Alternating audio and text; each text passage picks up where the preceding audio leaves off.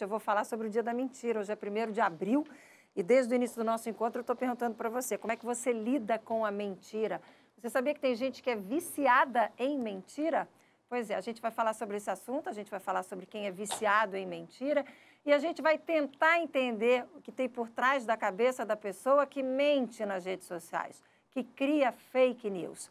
Para conversar sobre esse assunto, a gente convidou a Deise Porto. Ela é psiquiatra e ela é presidente da Associação Catarinense de Psiquiatria.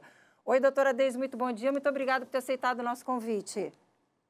Bom dia, Márcia. Eu que agradeço o convite e o espaço mais uma vez. O que tem por trás da mentira? Como é que a gente entende a mentira?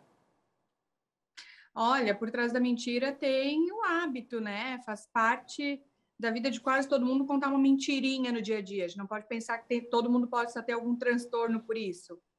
Mas no caso da mitomania, que é a compulsão desenfreada, a pessoa não tem controle para contar histórias e para ser ouvida com histórias geralmente muito mirabolantes, apesar de dados de realidade que vão fazer o ouvinte acreditar. No dia a dia, as mentiras são geralmente para conseguir algo ou escapar de alguma consequência, né, Márcia? E aí as fake news podem ir para esse lado. Então vamos lá, tem a pessoa que é viciada em mentira, que é a pessoa que sofre de mitomania, é isso? Mitomania. Tá. Isso mesmo. Mas a pessoa que é viciada em mentira, ela faz isso para querer alguma coisa ou simplesmente ela tem o vício de mentir? Exatamente, essa é a diferença. A gente pode ter três situações aí: a pessoa com mitomania, a pessoa que tem a compulsão desenfreada por mentir, pode ter a pessoa que mente no seu dia a dia, pode mentir para conseguir algo ou escapar de algo, e tem as mentiras, a mentira patológica, falando da visão da psiquiatria, né? Que são pessoas que têm outros transtornos mentais e que podem estar associados a mentiras, como, por exemplo, a psicopatia, a sociopatia, em que a pessoa sabe que está mentindo, mente para conseguir ou para escapar de alguma consequência, porque o seu transtorno faz com que ela não tenha nenhuma empatia, nenhum medo da consequência por isso. Então, tem alguns transtornos mentais associados à mentira, alguns poucos, outros em que a pessoa conta aquela história que quem vê de fora é uma mentira porque ela acredita naquilo, na esquizofrenia, ela acredita na história, ela tem um delírio, mas aí nem seria uma mentira. Quem vê de fora leigo pode achar que é, mas não. A pessoa que mente para escapar ou para fugir de alguma consequência é a mitomania. Na mitomania, geralmente não tem esse ganho. O único ganho é contar a história, é a compulsão por mentir e contar uma história muito fantasiosa, mirabolante, mas não há um ganho associado. E o que tem por trás, então, de quem mente na internet? Muitas vezes até fazendo maldades e provocando maldades e consequências tristes na vida de outras pessoas. O que tem por trás de quem cria fake news? E aí, geralmente, pode ter a maldade, o prazer de estar causando algo a alguém, se não for nada relacionado à política ou algum ganho direto. Mas as fake news, em geral, Márcia, do que a gente está vendo nesse momento, geralmente tem um ganho associado, se a gente for pensar, né, do meu ponto de vista. Então, é uma intenção de denegrir a imagem de alguém, ou de fazer melhor a imagem de alguém, ou de alguma história, ou de alguma versão da história. Então, essas fake news não podem ser associadas, por exemplo, à mitomania. Não é uma mentira sem uma intenção, é uma mentira com uma consciência muito clara do que está sendo feito, com uma intenção, e por isso tem que realmente ter as medidas, né, cabíveis para essas situações. Acho que essa é a diferença principal e que a gente tem que estar atento, principalmente nesse momento, né, mas sempre quando a gente vê isso na internet e na mídia, e procurar fontes confiáveis de informação. Exatamente, a gente fala bastante sobre isso aqui, principalmente nesse momento tão crítico de pandemia, que por incrível que pareça, tem gente que cria informação falsa, notícia falsa sobre vacina, enfim, para dar golpe, para conquistar aí, conta de WhatsApp, para poder roubar dinheiro das pessoas, é muita maldade junta. E como é que a gente lida com criança e mentira? Aquela mentirinha que a criança conta. A gente deixa, a gente estimula, a gente corta de início. Qual é o limite para que essa mentira seja saudável? Se é que eu posso falar assim? Pode sim, porque a gente vai considerar mentira quando a pessoa sabe que aquilo que ela está contando é uma mentira. A criança pequena, por exemplo, menos de 7 anos, ela não está contando uma mentira, ela está contando a versão dela de uma história fantasiosa, mas que para ela é uma fantasia, que pode ser uma verdade. Então, dependendo da idade da criança, dependendo da situação, se é uma brincadeira, a gente entra na brincadeira, principalmente da criança pequena, né? A criança pequena que viu a fada do dente, que viu, a gente entra sim, não precisa quebrar o clima. Nas crianças maiores que começam a mentir para, por exemplo, obter algum benefício, é sempre importante deixar claro que o adulto percebeu que aquilo não é legal, que a verdade é o melhor caminho e que, se a situação puder ser reparada, que ajude a criança a reparar a situação. Ela contou uma história que prejudicou alguém, o adulto deve estimulá-la a ir lá contar a versão verdadeira da história para que uma outra pessoa não saia prejudicada, e vai estimulando isso. Mas isso a partir dos 7, 8 anos, a criança vai começar a entender melhor. A criança pequena não tem noção de moral, então é melhor a gente não se preocupar, senão a gente se preocupa demais. Ah, tá mentindo, meu filho de 2 anos tá mentindo, tem que corrigir.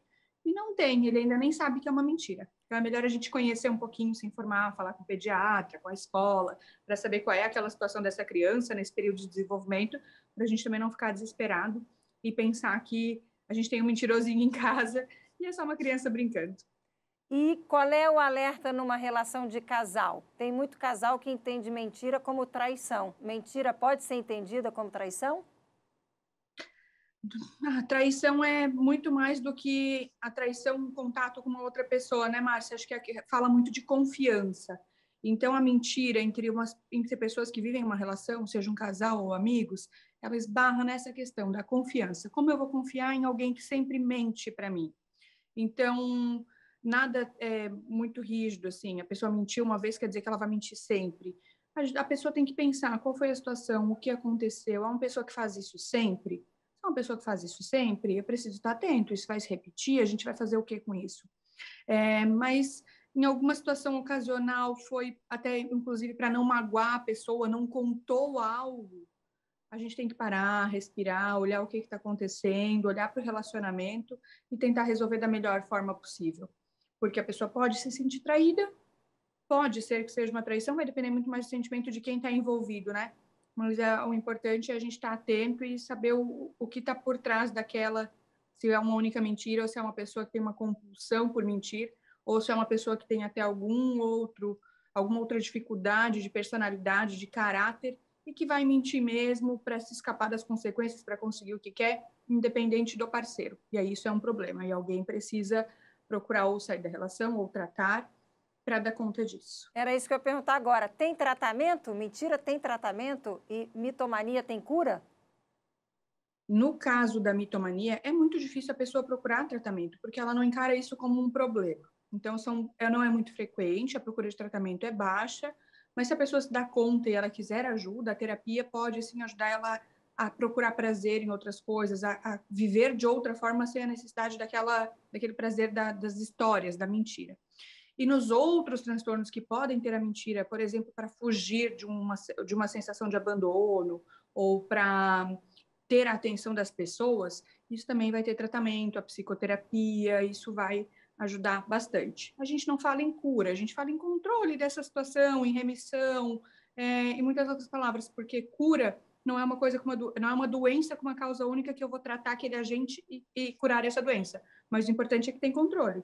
E aí as pessoas podem procurar tratamento, não só a pessoa que mente, né? Quem está envolvido nessa situação, num relacionamento, por exemplo, com mentira, num relacionamento abusivo, geralmente é quem está envolvido, que se quer mudar essa situação, deve procurar ajuda.